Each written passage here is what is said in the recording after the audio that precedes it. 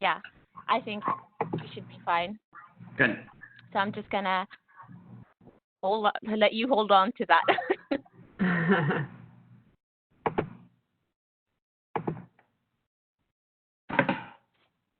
Hi, Patricia. Hi, Paula. Hi, Pauline.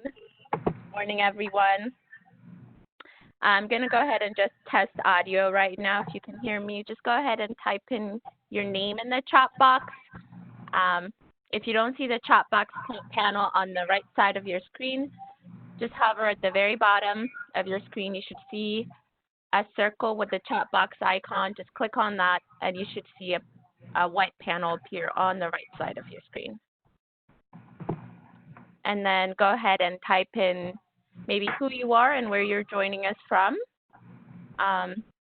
When you send a message, be sure your send to is set to all participants. That way we can all see your responses. Mindy, can you hear me?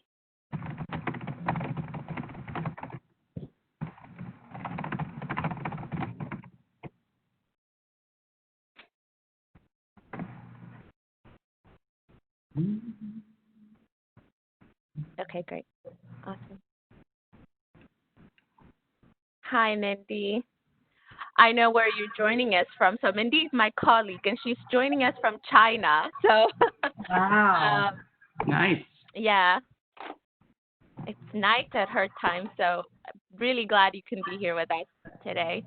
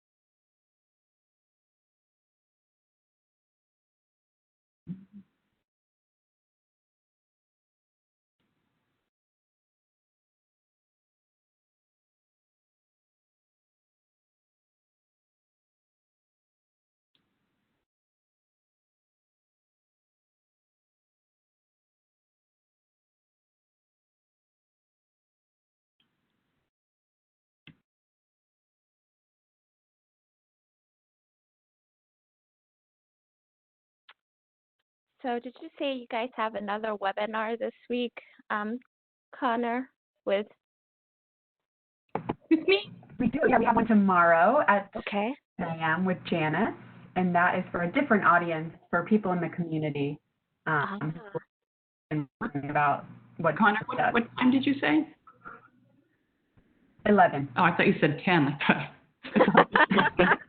Don't be late to the party. Same topic, but the Same audience topic. would be different. Okay. Right. Geared more for consumers. Okay. Or, Yeah. Yeah. Non-health professionals. I see.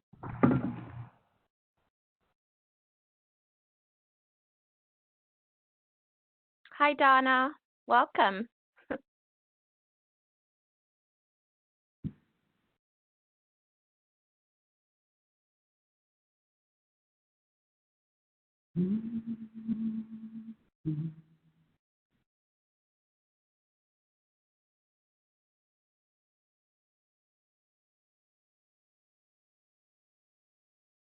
I always like to ask this question.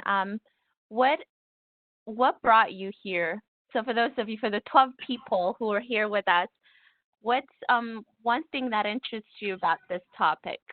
You can type it in the chat box. Or what you would like to learn from this webinar. Typically, I send that question out with my email, but I forgot to do that. So let's talk. We have about 10 minutes.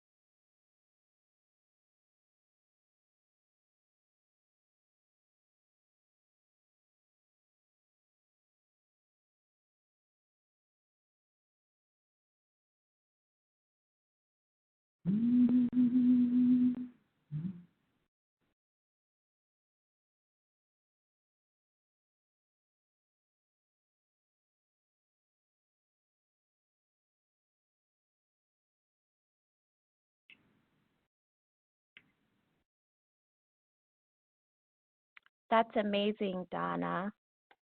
Yeah, I think Janice is going to be able to cover that.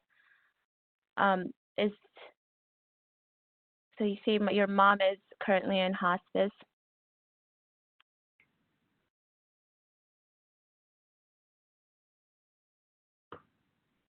Great. So just so with the two of you, I'm going to read what Donna said, why she's here. She said, this is a good topic that interests me personally and professionally.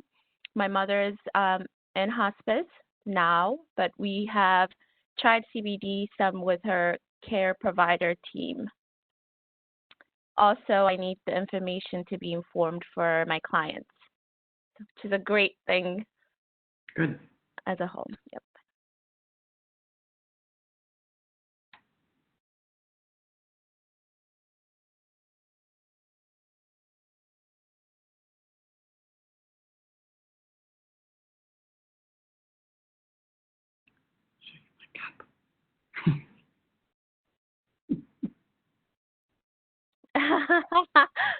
I need that mug.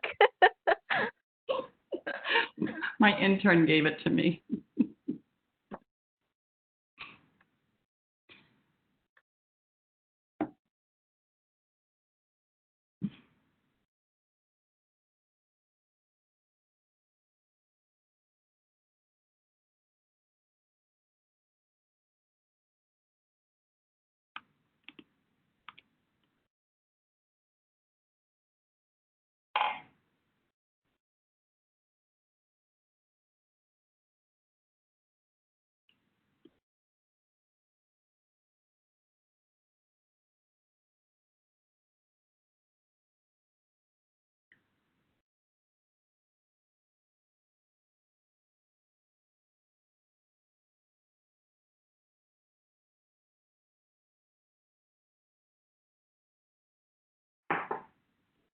That's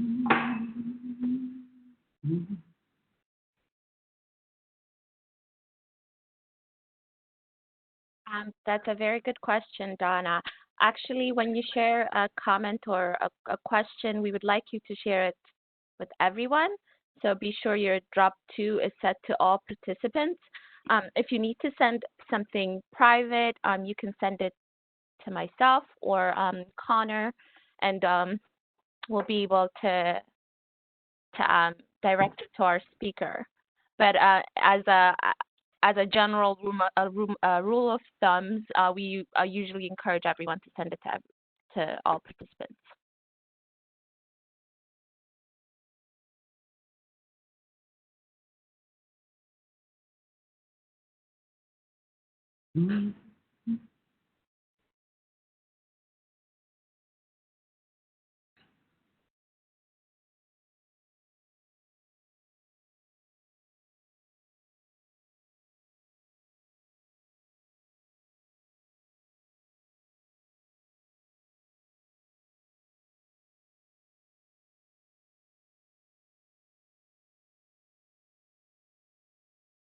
I think we have 27 people with us right now. We are expecting a large class, but in the meantime, I think for those of you who have just joined us, I would like to make sure that your audio is working. So if you can just go ahead and type in the chat box who you are and maybe where you're joining us from. If you don't see the chat box, you can just hover at the very bottom of your screen. You should see about 6 circles. Just click on the one that says the icon that looks like a chat. Once you click on that, it should turn blue. A white panel would appear on the right side of your screen. When you send your response, please be sure the send to is set to all participants.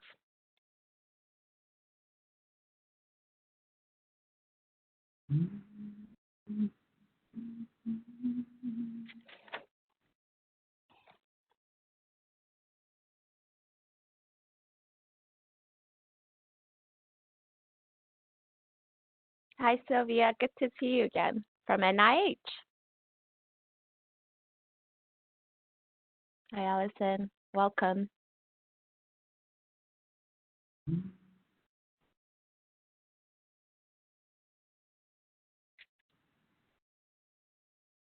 We have a very diverse group of people joining us today from different organizations.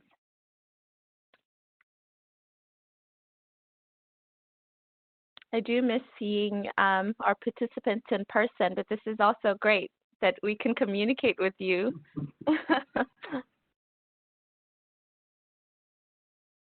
Welcome.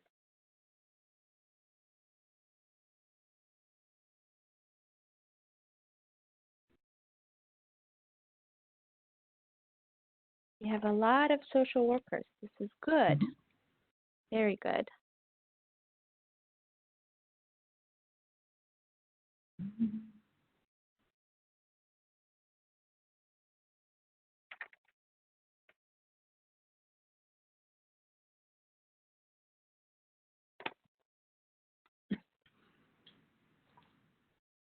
So we have a minute or so to go. I'm going to go ahead and, get started. So hello, everyone. I see many familiar names, but I'm going to go ahead and introduce myself. For those of you who don't know me, my name is Bizaga Rihanna. I am the program manager for Montgomery Hospice and Prince George's Hospice Center for Learning. And we are absolutely thrilled you can be here with us this afternoon for our webinar, which we're doing in collaboration with Kensington Park. This is our first collab webinar during this COVID time with one of our facilities. So we are, and who better than Kensington Park? So this webinar is on cannabis usage at end of life, evolution and evidence. So just a few logistics before we get started. This is a CEU webinar, so we ask you to stay for the whole entire thing to be able to receive your CE certificate. That said, today we are expecting a very large class, so our main way of communication is not going to be audio. It's going to be the chat box. If you don't see the chat box on the right side of your screen, just click on the icon that looks like the messenger icon, which is at the very bottom of your screen. If you hover your mouse at the bottom, you should see that icon, and just click on it and you'll see the white panel on the right side of your screen. Be sure when you send a question or a comment that it's set to all participants. That way we could all see your comments and your questions. So if you've joined one of our classes before, you know my role today really is to help facilitate the behind the scenes logistics so that our class goes smoothly. And I am joined in this endeavor with Connor. I also have Meghna in the chat box, and Mindy Lin, whom you guys might know. All of us are here to support you so that it all goes hopefully perfectly well from the technology standpoint. Here at Montgomery Hospice and Prince George's Hospice, we want you to get the best out of the program. So we ask for the next hour to put away any devices that can divert your attention away from this presentation. We also ask you to focus your attention really on the material that's being shared, and to refrain from sharing any information that's self-promoting. So if you're sharing questions or comments related to this topic, we highly encourage you to do that. We want to be in communication with you, but definitely refrain from self-promotion, please. So one last thing before I hand it to Connor is that your CEU certificate, as well as any material that's going to be shared during this webinar, we're going to send it to you as a follow-up. So I would send you that follow-up within 48 hours of the program. We'll also share the recording with you as per usual. So at this time, I'm going to go ahead and introduce our co-partner, Connor Duncan. She is the Director of Community Partnership at Kensington Park, and I'm going to go ahead and let her introduce our speaker as well. Thank you, Connor, for being here with us. Thank you both.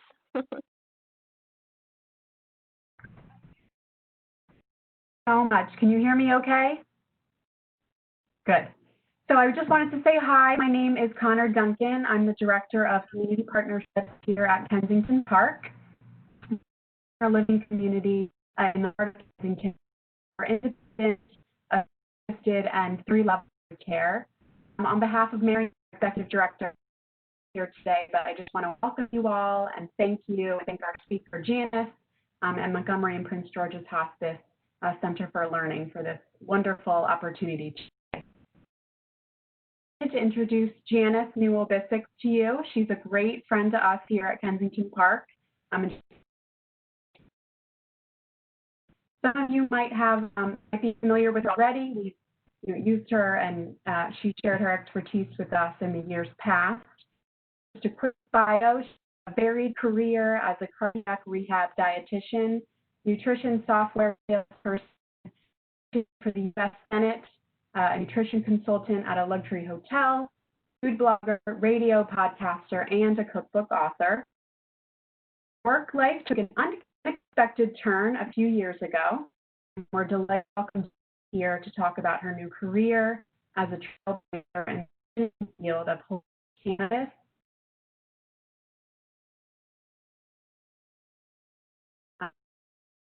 I pass. All right. Thank you, Connor, for that introduction. It's a pleasure to be here with you all today. I'm excited about the next hour and the information that I'm hoping to share with you. There's a lot of information here, so I'm going to go fairly rapidly.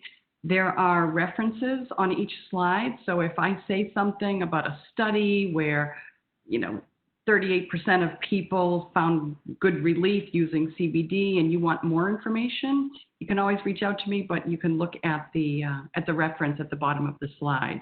And I provided all of the references to Connor and Beva, so you can get the entire list. So let's jump right in. So here are the learning objectives. You can take a quick look at those. I don't need to read those for you. We're going to, and then of course I have to have my disclosures. I founded a business called Cannabis Wellness, and I sourced and I sell organically grown hemp CBD products. And I write for various magazines. So let me tell you why I made a turn in my career from a cookbook author teaching people how to eat a healthy diet to a holistic cannabis practitioner, which, by the way, if there were such a thing, I would have been voted least likely to be in the cannabis business. Not a user, tried it once in college because I felt like I should, and then cannabis and I never crossed paths again until when I was in my 50s. So my dad, who was full of energy, liked hiking in the woods, had surgery in his 80s, in his early 80s, to have more energy, which did not go well. Long story, won't get into it. He ended up having all his toes amputated due to a side effect from a medication, and he had 8 spinal fractures in 1 year. So he was in a lot of pain, and the doctors did what doctors do. Typically, they gave him a bunch of pain medications. So he felt groggy, he was severely constipated, requiring a hospitalization. So at the end of that hospitalization, I said to his doctor, is there anything else we can do for him for this pain? And I said, what about medical marijuana? Even though I knew nothing about it, but I knew Massachusetts had just passed it. And the doctor looked at me and said, I think that's a great idea. I thought, oh, great, now I have to go and learn about this. So I did some research, like a good dietitian would do. And the more I read, the more I thought, what the heck? Why has no one recommended this before? This is a medicine. So I got my dad certified, went to the dispensary. We got him a vape pen. We came home. He took 2 puffs, said he was going to take a nap, stood up, and he said, wow. And I said, are you dizzy? Do you feel, what's going on? And he said, I'm not in pain. So that day, I changed my career. I went back to school to become a holistic cannabis practitioner, and that's all I do now. I work with people who have pain, anxiety, insomnia, MS, Parkinson's, Alzheimer's, all sorts of things, and I help them find relief. So that's why I care, but why should you care? Well, you know what? A lot of people out there have tried cannabis and are using cannabis. 35 million people use cannabis regularly. More than half of those of us over 65 years old have experienced pain in the last month. It's not a coincidence that there has been a 10-fold increase in cannabis use in those over 65 years old. Because what we're finding is that cannabis and CBD can help with the things that tend to occur more frequently as we get older, including pain and anxiety and insomnia.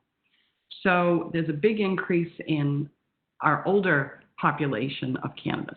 Sanjay Gupta, you may have heard of him. He's a doctor. He was not for cannabis or the legalization of cannabis.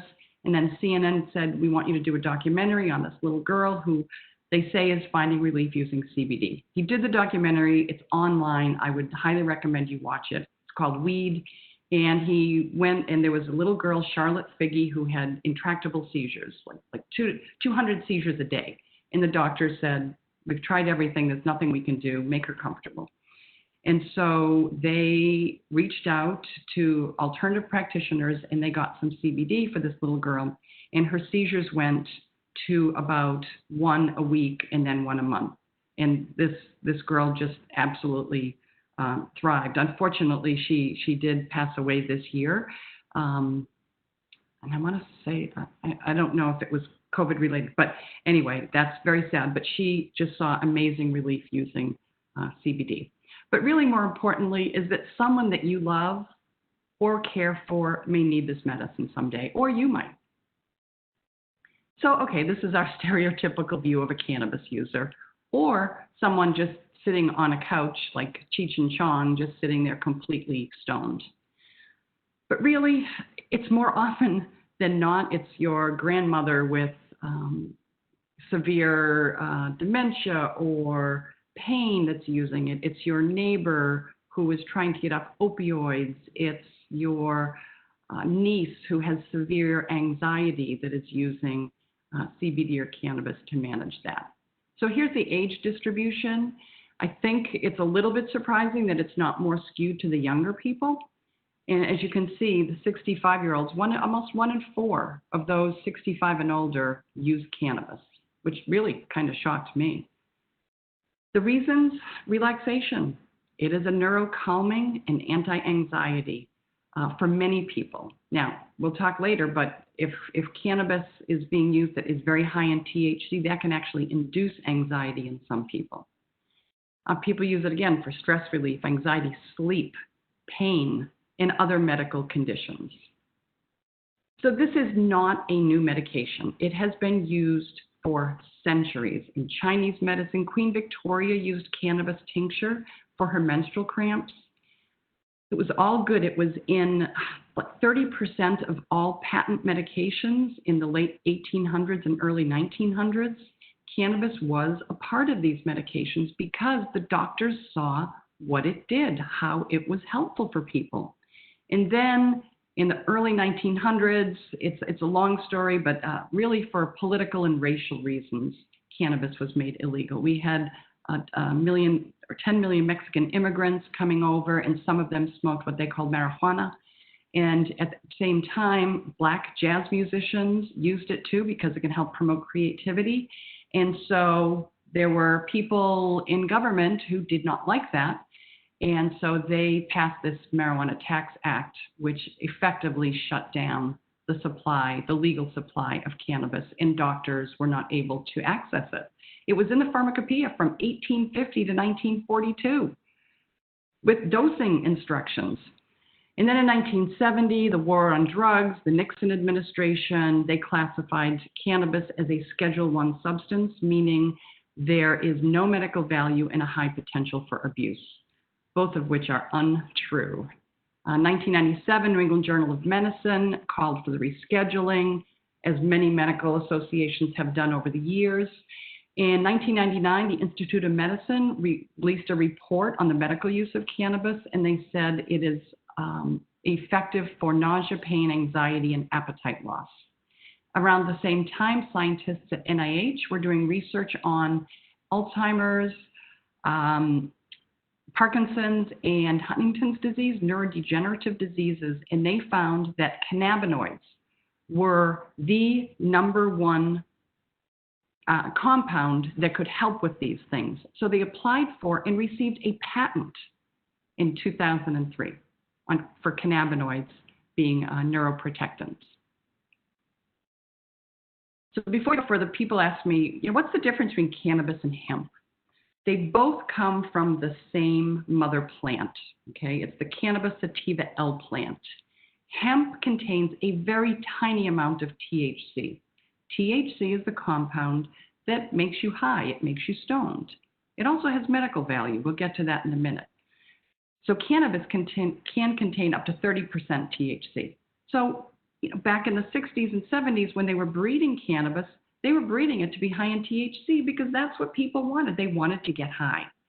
Now, since we've discovered the medical benefits of THC and of CBD, and the other cannabinoids, these plants are being bred to be higher in CBD, some of them. Cannabis is federally illegal still to this day. It's legal in 33 states and DC, and 11 states it's legal. In 33 states it's legal for medical use. You need a medical card. And then in 11 states, you can buy it for adult use. They call it recreational. I call it adult use because I know many, many people who use it under that recreational label that are using it to treat conditions. They're using it for their pain or their anxiety. In 2018, the hemp production was legalized. So that made CBD from hemp able to be really produced and increased. So that was a big step. The FDA still has not granted CBD GRAS status or generally recognized as safe. Okay, these are the active components of cannabis. There are 3 major categories. Cannabinoids. So these are compounds in the plant, both the hemp plant and the cannabis plant. We have THC, which you've probably heard of. That's the psychotropic one. It can make you high. CBD. Now, it's not correct to say that CBD is not psychoactive because CBD has a neurocalming effect on the brain. So it is affecting your brain, so it is psychoactive. However, it's not intoxicating. It's not going to make you impaired or high.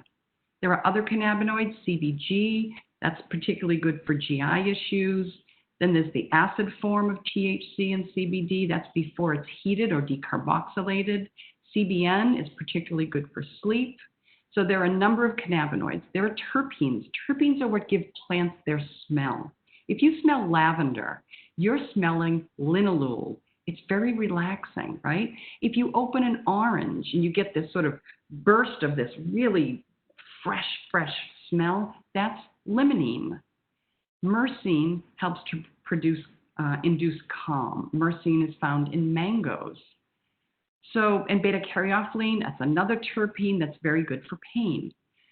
Then you have flavonoids. You've got quercetin, which we find in red wine. So all of these components of the plant work together synergistically. So you don't want to just pluck one of these out and say, okay, I'm going to pluck out the THC or the CBD and it's going to have all these medical benefits. It's better when they work together. So CBD, that's the darling. Here are some of the things, some of the actions that CBD can have. Pain relief, it's a pretty potent anti-inflammatory, it's antibacterial, anti-seizure, anti-nausea. It can be an antidepressant, anti-anxiety. It is neuroprotective. We touched on that. We'll go more into it in a little bit. And it's also good for bone health, which for me personally, who has early stage osteoporosis, that's something that I'm banking on, that my daily CBD is going to prevent my bones from getting any more brittle. THC, we know it makes you high, but it also provides pain relief. It's an anti-inflammatory. It has anti-spasm properties. It's a wonderful appetite stimulant. CBD can help stimulate appetite, but honestly, THC is better. It's a muscle relaxant and a bronchodilator. So if I told you that someone who's having an asthma attack actually took a couple of puffs on a vape pen with cannabis, you would probably say, well, that would be the wrong thing to do, but it actually opens up your airways, which is a little bit crazy, but okay, the entourage or ensemble effect. I told you that these compounds in the plant work better together. So the whole plant is greater than the sum of its parts. Okay, so they work together well. This was a documentary that was done, the BBC, where a journalist had an injection of 10 milligrams of THC. She was completely morose. She said, I think I'm at a funeral. I'm scared. I'm frightened. She was paranoid. It was awful. The next week, they gave her the same 10 milligrams of THC, but they also gave her 10 milligrams of CBD. She was giggly. She was happy. She was euphoric. So CBD, one of the things that CBD can do is tamp down on that psychotropic effect of THC. So if you need a little THC medically, which some people do, I have a woman with a glioblastoma. The receptors for THC are in the brain, but she pairs it with CBD to really tamp down on that excessive psychoactivity. So all these actions of THC and CBD, well, how does that even work? Well, we all have what's called an endocannabinoid system. I was not taught this when I did my internship, and probably most of you out there did not learn about this. In fact, right now in medical schools, only 15% of doctors being trained learn about the endocannabinoid system in cannabis medicine, which is completely insane to me. So the endocannabinoids, so I told you about the cannabinoids in the plant. We make cannabinoids in our bodies, which is why we have this endocannabinoid system. We make at least two. One is called anandamide, and that's dubbed the bliss molecule because it's a feel-good molecule. If you make a lot of anandamide, then you probably are a happy person with a very low amount of anxiety. Whereas someone else sitting next to you might not make a lot of anandamide, and they have a higher incidence of anxiety. 2-AG is another one that we make, and it's very, very neuroprotective. Really important for stroke, TBI, concussion. So we have receptors from head to toe. All over our body, we have receptors that accept these endocannabinoids. So the receptors, the cannabinoids, go to the receptors and exert their effects. Then we have enzymes that break down these cannabinoids. So you produce this anandamide and you're feeling great, and along comes Fa, which is an enzyme, and it breaks down anandamide. So anandamide is very short-lived, but if you have too much Fa, then it's breaking down more anandamide, and again, your incidence of anxiety could increase. So it's this dance between the cannabinoids and the enzymes that break them down, and it's the goal of the endocannabinoid system is homeostasis, or balance. So we want everything to be in balance. So sometimes your body says, wait a minute, we need more 2-AG. So your body will make more 2-AG. If you have a brain injury or a concussion, you will increase the production of 2-AG. Okay, let's talk about pain, because this is a very common use for cannabis and CBD. So there was a report 3 years ago from the National Academies, and they said that there is conclusive evidence for pain reduction with cannabis. There are a couple of ways that pain is reduced. A, cannabis and CBD both inhibit the release of these pro-inflammatory molecules. I told you it's an anti-inflammatory, so it's decreasing the production of things like cytokines. I'm sure we've all heard over the last few months with this COVID-19 that sometimes when people are in the hospital and when they really get bad, it's because of this cytokine storm, and that has terrible effects on our body. So CBD and cannabis actually decrease the release of cytokines. So I'll be curious in a year or two when we look back, hopefully, it's over, and we look back and we say, I wonder how cannabis users fared who got COVID versus non-cannabis users. I don't know. Cannabis also activates these receptors that I told you about to decrease the signaling of pain. So I always tell people it's not going to take a pain of 10 to a 0, but it decreases the signaling as it goes down, from your brain and back to your brain. So it decreases the intensity of your pain.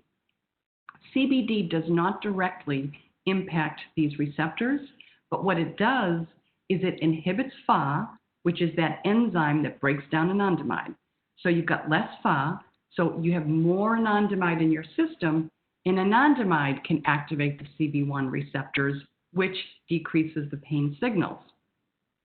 CBD also activates serotonin receptors. So there's a little bit of decrease in pain perception.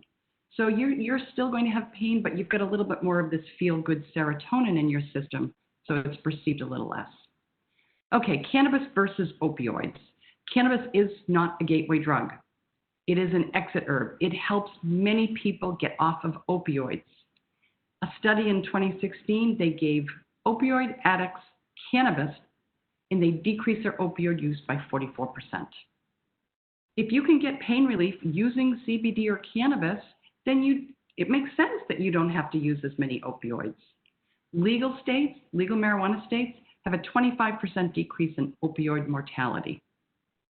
There are a few ways to use it. You can use it for pain control to decrease opioid dosage that we just spoke of. You can use it during withdrawal to manage symptoms, in particular CBD. If someone is trying desperately to get off opioids, this is not easy. Nobody wants to stay on opioids. The only reason they want to is because it manages their pain.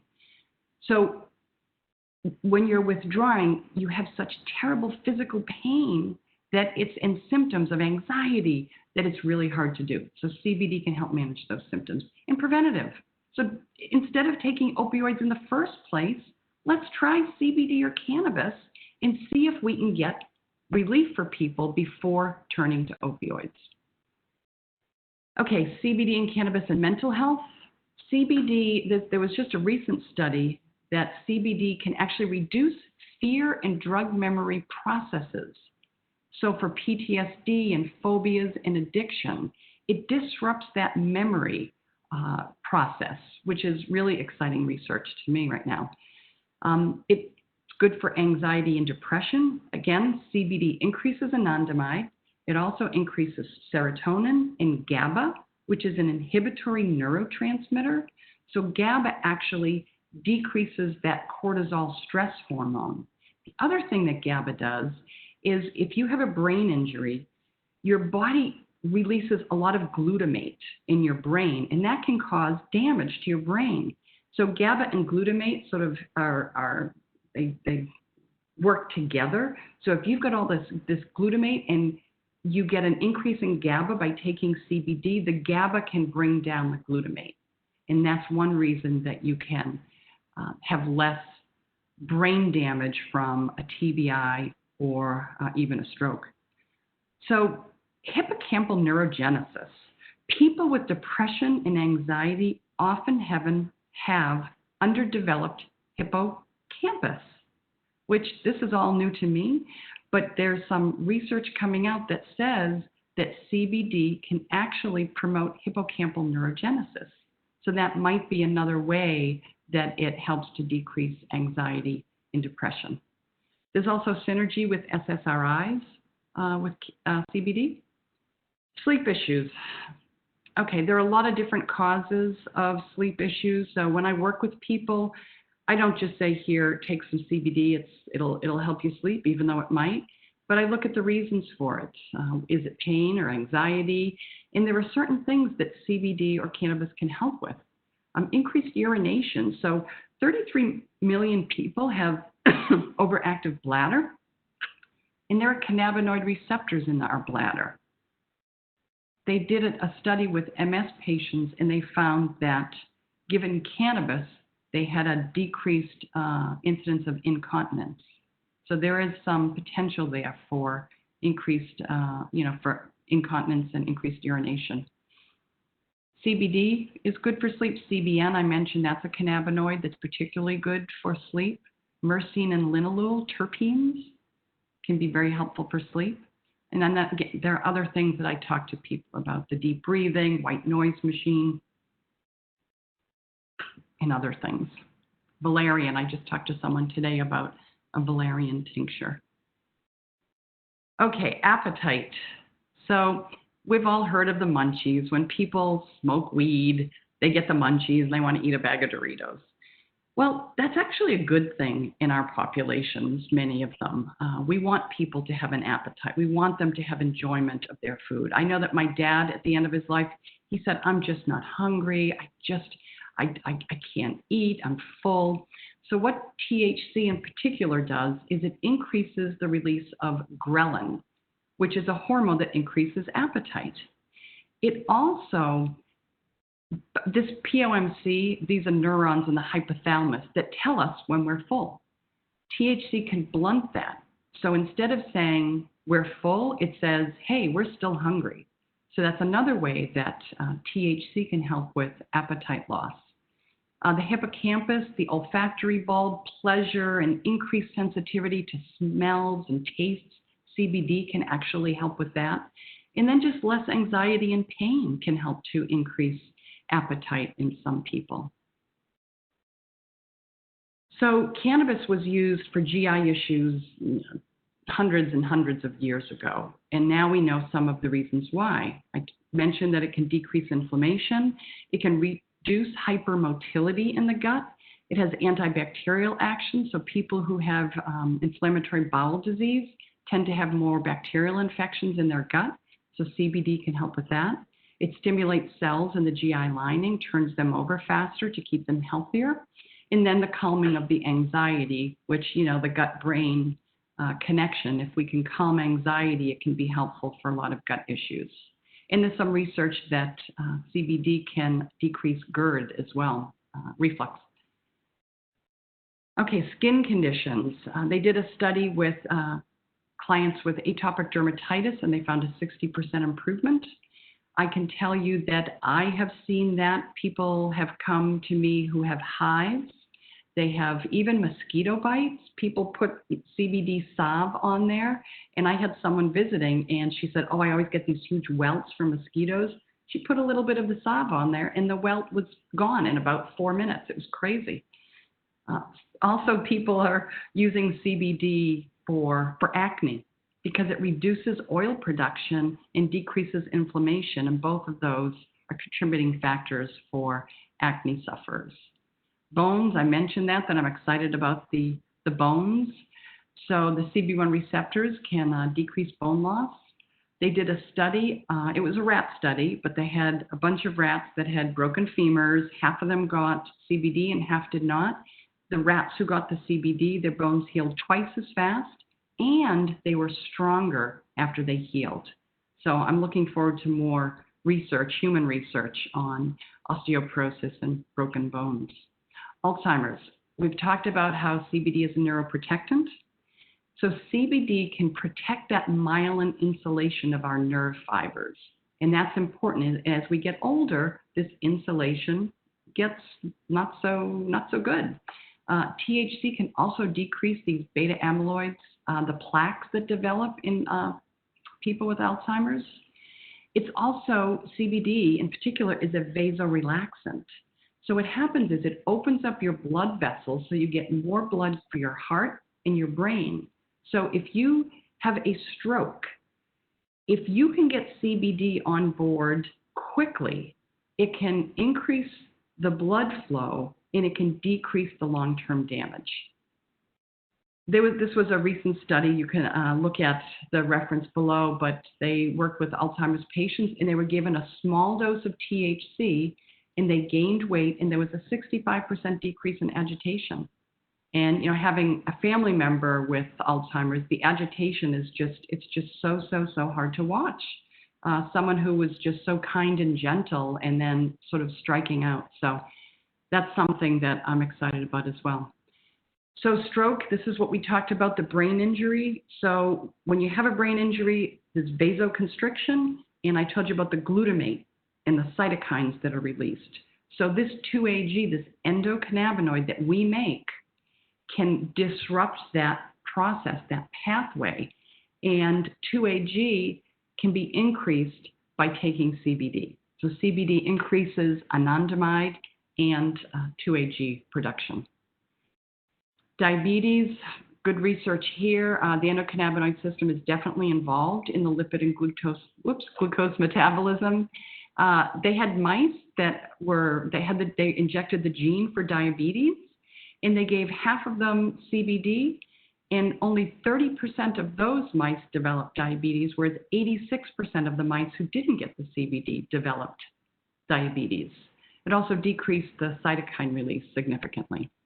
And Haynes, looking at populations, they look at cannabis users, and they have 16% lower levels of fasting insulin and 17% lower insulin resistance. People who smoke cannabis have a much lower incidence of diabetes. Okay, so how do you take CBD or THC or cannabis? You can take a sublingual tincture. You put it under your tongue, you hold it for a minute or two, it's absorbed through the buccal membranes, you see relief in about 15 minutes. You can take a capsule. That doesn't take effect for about an hour, but if you take a capsule on a regular basis, after a week or two, you have a fairly steady stream in your body. Inhalation, this is the fastest acting. So if somebody has severe pain that comes and goes, inhalation might be their best method, even though most of us would say, oh, we really want to stay away from inhalation. But in some cases, it really is good. And you can use a vaporizer, a vape pen. That obviously, you're going to get a high-quality vape pen, not buy it off the street, because we had some issues with those. Edibles, some people like to take a gummy, a little brownie, a little piece of chocolate that has cannabis or CBD in there. That's fine. The problem arises when people take an edible, and some of you out there has probably had this experience, that you take an edible, a cannabis edible, and you take a couple of bites, and then a half hour later you say to your friend, there's nothing in this cookie. What are you talking about? And then you take another bite and another bite, and then you eat the whole cookie, and then 2 hours later you are completely paranoid. It's a very uncomfortable feeling. So if someone says, oh, I had a bad experience with cannabis, it could very well be that they took an edible and they took too much. It's all dose dependent. Topical creams are fabulous for joint pain, muscle pain, TMJ, migraines, neuropathy in the leg. I have people who massage my salve on their legs, and they see really great relief. Transdermal, that's where you put, it's a little Band-Aid kind of a thing that you put on your wrist or your ankle. The topical creams do not enter your bloodstream, but these transdermal patches do. And for someone with severe pain, chronic pain, transdermal is a good method. Suppositories, not as popular, but can be helpful for lower GI issues. People have used it for menstrual cramps and other issues, colon cancer and other issues. Raw juice, I'm not going to talk about that because you really can't buy, you have to grow your own and pluck the leaves and put them in a juicer, and I don't think anyone's going to do that. Okay, this is a chart for onset and duration. I told you that inhaled is the fastest, then sublingual under the tongue, and then here are some of the other ones. And then the duration, the edibles last longer. So that's why a soft gel for someone who has chronic pain might be a good option, because if you use the sublingual, you really have to do it at least 3 times a day, as opposed to just once a day for a soft gel. There's also I actually have I guess it's been over a year now, but instead of a sublingual tincture, I now have a water-soluble tincture, which I first got because I have some young children with autism who use CBD, and they have a hard time swallowing pills or holding something under their tongue. So this is a water-soluble tincture that you just put 2 or 3 drops or 5 drops or 10 drops, it depends on the dose, in a little bit of water, and you drink it. And it's very fast-acting. It takes effect within minutes. And I've had, honestly, amazing results for clients with pain and anxiety with that. Dosing. Okay, start low and go slow. And dosing is really hard because everyone is different. Some people might need 2 milligrams. Some people might need 50 or 75. And the only way you can figure out what the dose is to start very low and then work your way up slowly until you find relief.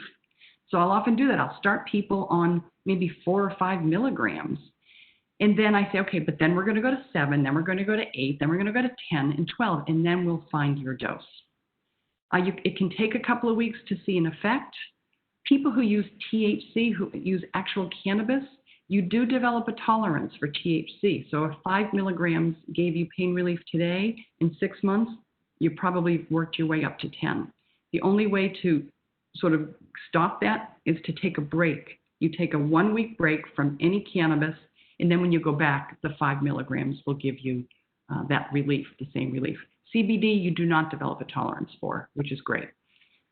Okay, how do you find a quality CBD product? There is so much junk on the market. It is the wild, wild west. The FDA found that 70% of the products on the market were mislabeled. Some have 0 CBD. It's expensive stuff. And if you're organically growing it and doing it properly, there's a reason it's expensive. But people are putting regular old olive oil or hemp seed oil in a bottle, calling it CBD oil, charging $100. And people say to me, I tried CBD and it didn't help. I say, well, where did you buy it? Well, at the drugstore, at the gas station. So, yeah, Bed Bath & Beyond. Please don't buy it, Bed Bath & Beyond. Although it was 40% off when I went to look, and there's a reason for that.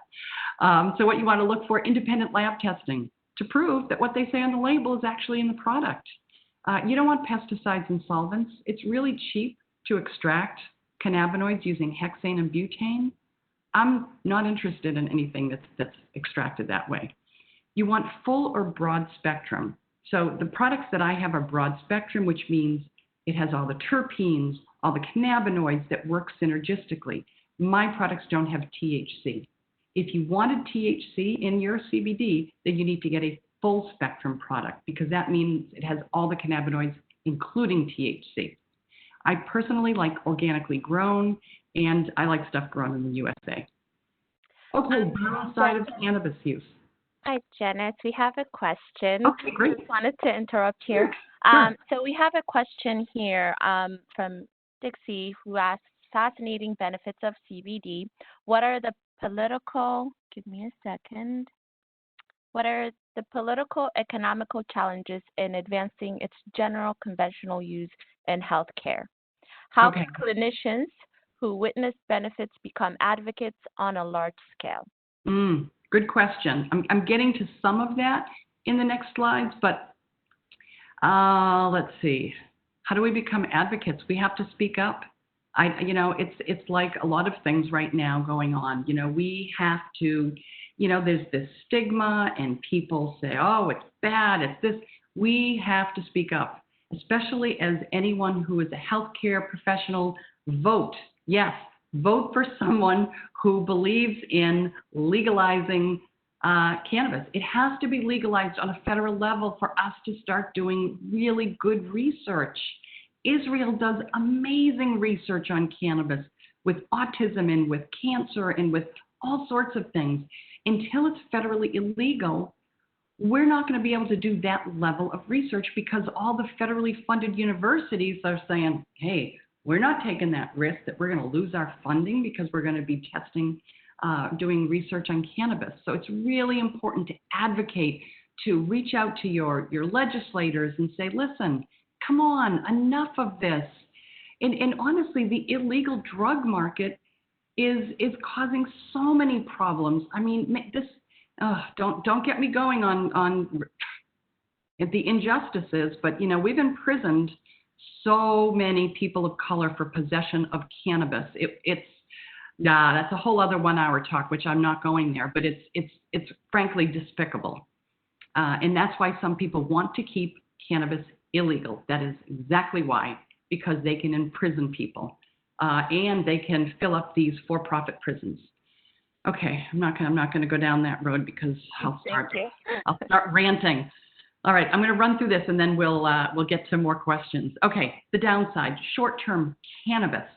It can cause an increase in heart rate, disorientation, loss of coordination, issues with memory and learning. Okay, so if you have a 90-year-old person, you're probably not going to give them a joint and say, okay, let's see how we're going to do with this, because it can be very, very hard. I actually tried 5 milligrams of THC because I thought I cannot be doing this and not have any basis of experience. So 2 years ago, I took a 5 milligram gummy. My heart was pounding out of my chest. My mouth was bone dry. It was awful. I hated it. If you go to a dispensary, they're going to sell you edibles in 10 milligram pieces. That is so way too much for anyone except someone who's an experienced cannabis user. So if you're starting someone, whether it's you or a family member or a client, if you're using THC, I would start with 1 milligram dose, maybe 2, and see how that goes. CBD is different. You're not going to have the impairment with CBD, but you still want to start low just to make sure that they can tolerate it. I don't really have, I'll tell you about a couple side effects, but I've never had anyone who really couldn't tolerate it. But cannabis use disorder, this is people who start at a very early age and use it heavily for many, many years. They can develop this cannabis use disorder. Now, CUD is not based on heavy use because there are people who use cannabis frequently and it's not a disorder. It's not interfering with their health. They're managing their pain and their anxiety. It's not affecting their behavior or their relationships. But once it starts affecting those things, then it's cannabis use disorder. And there are about 4 million in the U.S. with cannabis use disorder and closer to 15 million with alcohol use disorder. You may have heard of cannabinoid hyperemesis syndrome, the cyclical vomiting where people present in the ER and they can't stop vomiting. That typically happens after 16 years of cannabis use. It's not someone who's smoked cannabis for a short time typically. The way that you can ameliorate that is a hot shower or a hot bath. Don't know why, but a hot shower, that will help them stop vomiting. And then they have to stop using cannabis for, several weeks and then see if they can go back to it. Long-term effect on cognition. There was a twin study. The bottom line is there is no long-term effect on cognition. Even when they start in adolescence, there are so many other factors. When kids smoke cannabis, they have pre-existing mental health issues. They have social, societal issues, family issues. So it will not just smoking cannabis, this is good for anyone who may have had a child who smoked some weed in their teenage years. It will not affect them long term. It will affect them short term. They definitely get kind of dumb when they smoke cannabis. Psychotic disorders, you've probably heard, well, cannabis can bring on schizophrenia or psychosis. It is true that heavy adolescent use may risk earlier onset for psychotic disorders.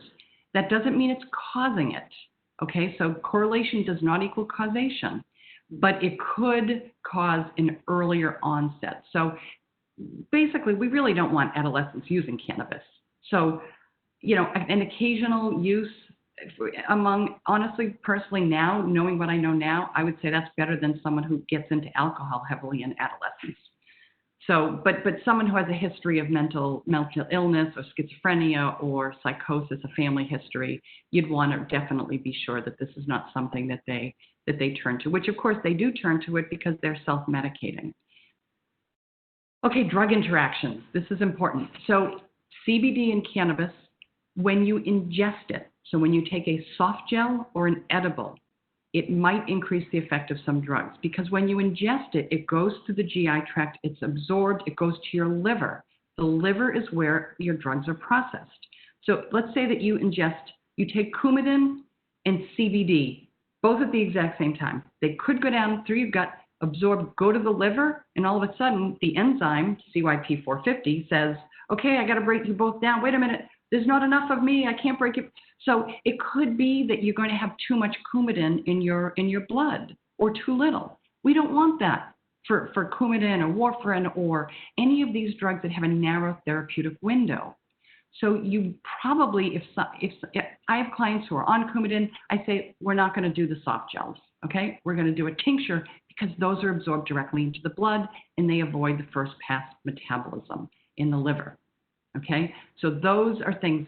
It's that when they say, oh, don't eat grapefruit with this medication, that's a tip-off that CBD also could affect that drug. And some of them, like a statin, honestly, if that goes up 2% in your blood, that's probably not a big issue, but for a blood thinner, it could be. There is synergy with some SSRIs, tricyclic antidepressants that may be a potential for some reaction there, so you have to be careful. Alcohol, if you're consuming a lot of alcohol and cannabis, you could have extra impairment, obviously. Really, it's important to check with a cannabis practitioner to really make sure that the drugs that your client is taking won't be affected.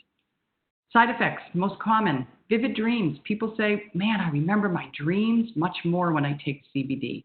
Fatigue usually doesn't last long. It's that first week or two that the CBD kind of is this neurocalming effect, and people say, wow, I could take a nap. So that is another potential. Low blood pressure. If a client has very, very low blood pressure and you give them a big dose of CBD, there is the potential that they could get dizzy. So you want to be aware of that. Now, if someone has high blood pressure, the reason it's going to do that is because it's a vasodilator, which is really a good thing. You want more blood to go to the brain and more blood to go to the heart. But if you have very low blood pressure, you have to be careful. Dry mouth, that's typically with THC, but some people might have dry mouth with CBD also. The World Health Organization basically says CBD has a very good safety profile. Okay, pharmaceutical cannabinoids, dronabinol, marinol, these are all synthetic versions of THC and CBD. They are single molecules. They lack the entourage effect. They lack all these synergistic compounds. So I say no.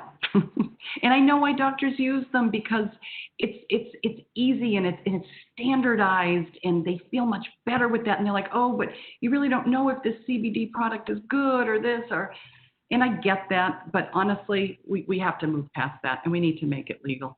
Okay, cannabis and palliative care. This was a study of 3,000 cancer patients over in Israel because they're doing all the good research, and they found that of those who continued the treatment with cannabis for 6 months, 96% reported an improvement in their insomnia, pain, nausea, etc. Some of the people, it was a cancer study, some of them died and some of them stopped using it. So, I don't know if they stopped using it because they didn't feel it was helping or they had side effects, but that's a pretty high number of people finding relief. And then here was a cannabis clinic, again in Israel. The average pain decreased from a level 8 to a 4, and 18% stopped or decreased their use of opioids. And those were the adverse effects. As I said, almost 10% did report dizziness, and some did report a dry mouth. So in the hospice setting, there was a survey of 310 hospice professionals, and 91% said that they support the use of cannabis in hospice. They reported success with nausea, with vomiting, pain, and anxiety.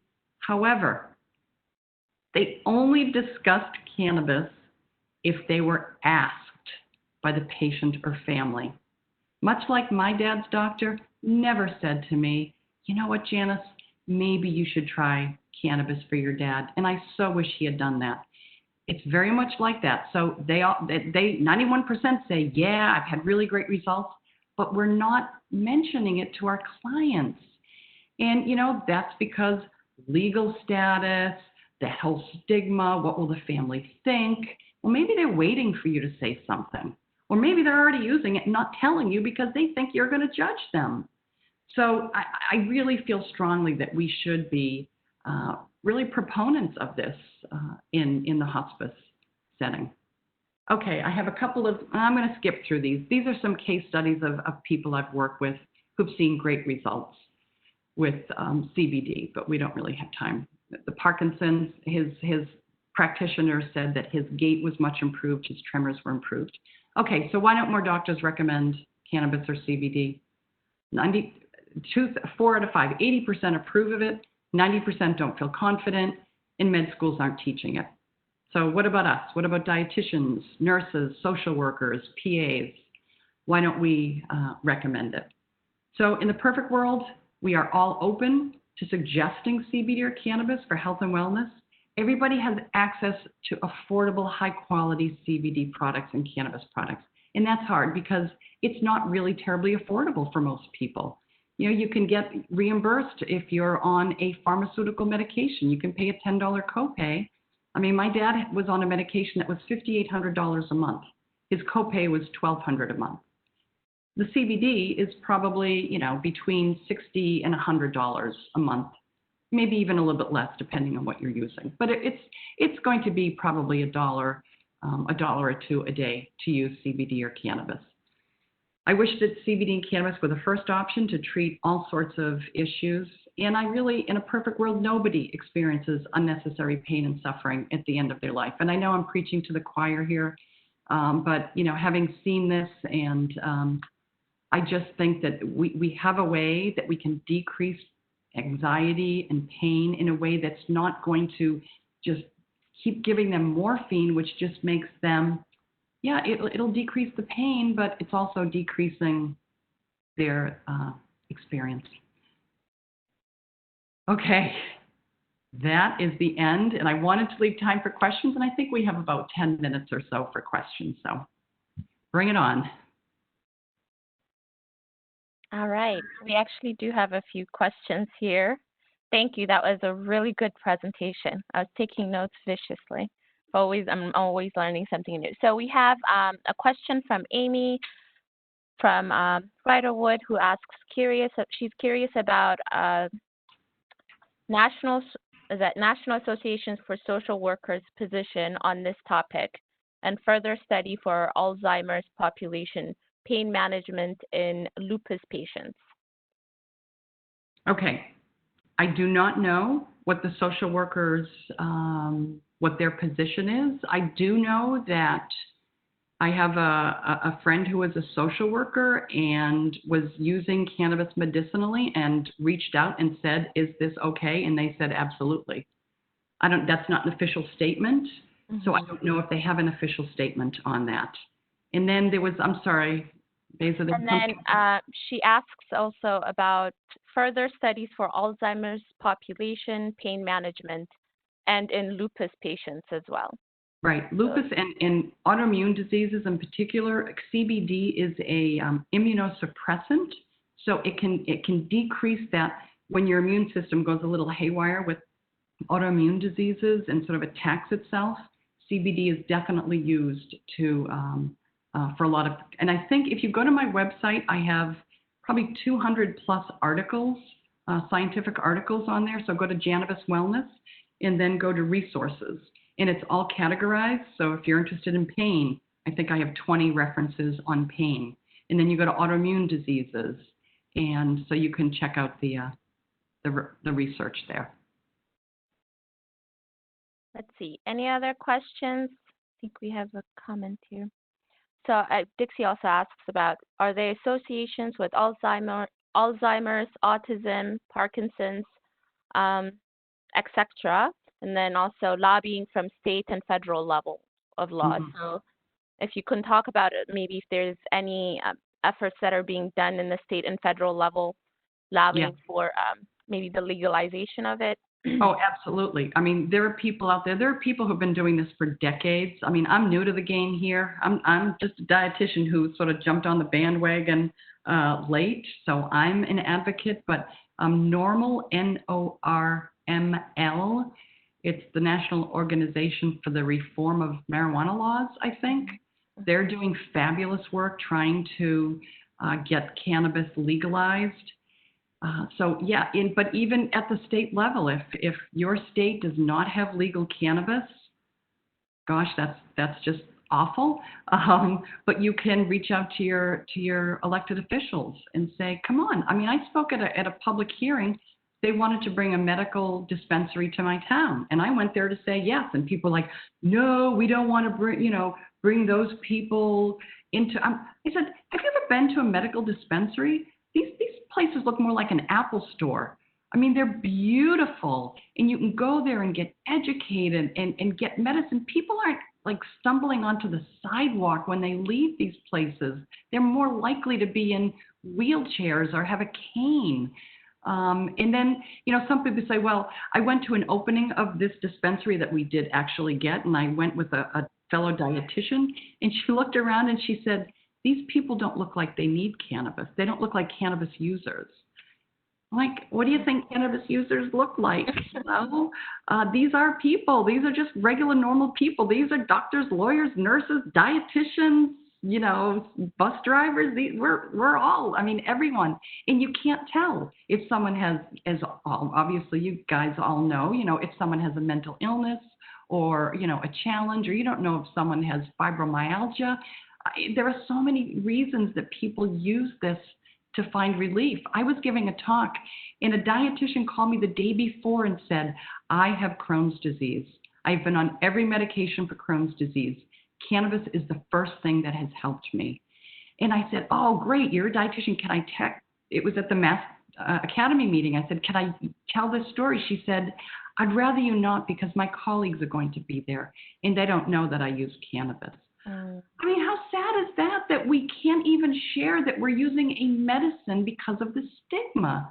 It's honestly, it's awful. And that's why I do what I do, because I'm a well-respected, I'm older, I've done a lot in my career so that people know me. And when I start coming out, it's not like a 20-year-old new dietitian coming out and saying, rah, rah, cannabis for the win. So I think that's one reason why I continue.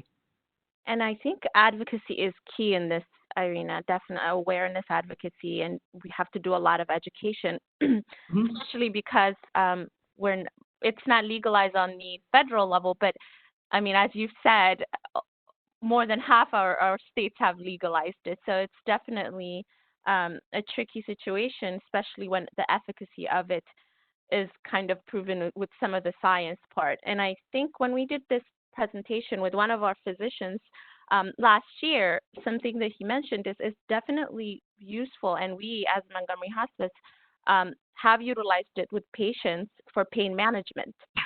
Of course, opioids is the bread and butter of hospice.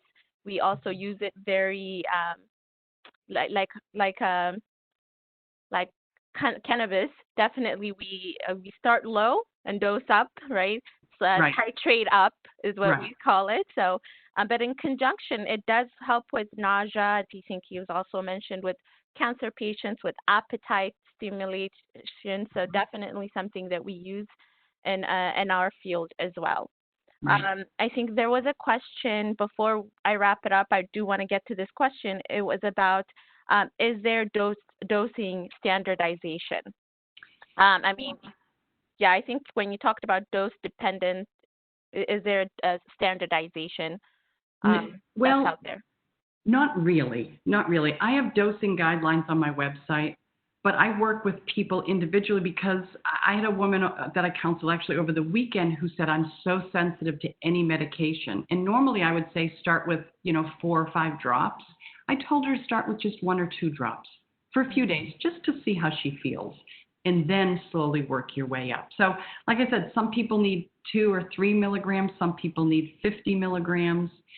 And so it's really hard to give specific dosing, but at least if you start low, and then work your way up. But in particular for anything with THC, so if you're using real cannabis as opposed to cannabis light, which CBD, then you definitely want to make sure that you start low.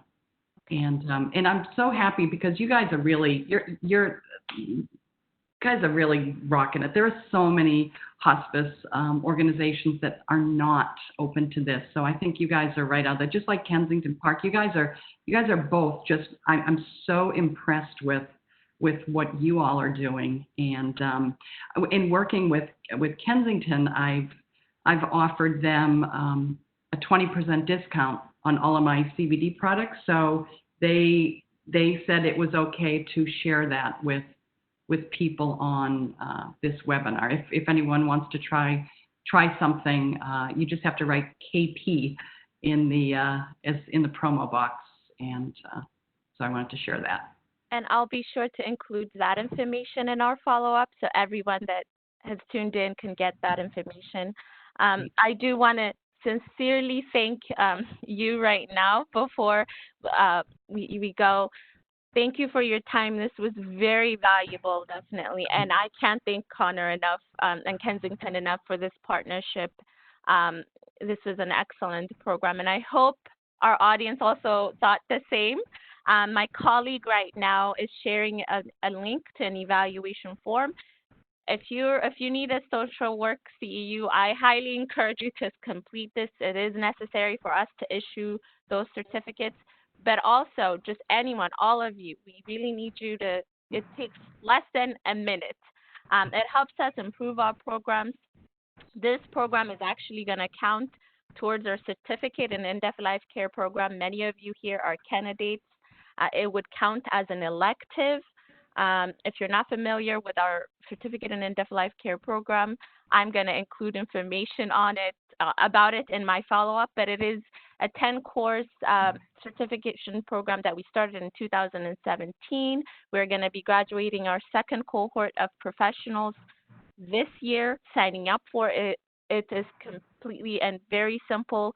You can just notify me and show an interest, and then you'll be added to our list of candidates.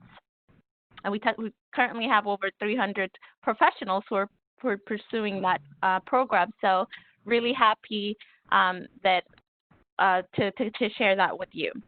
So a few things before I wrap up. Some upcoming programs. We have July on 2nd.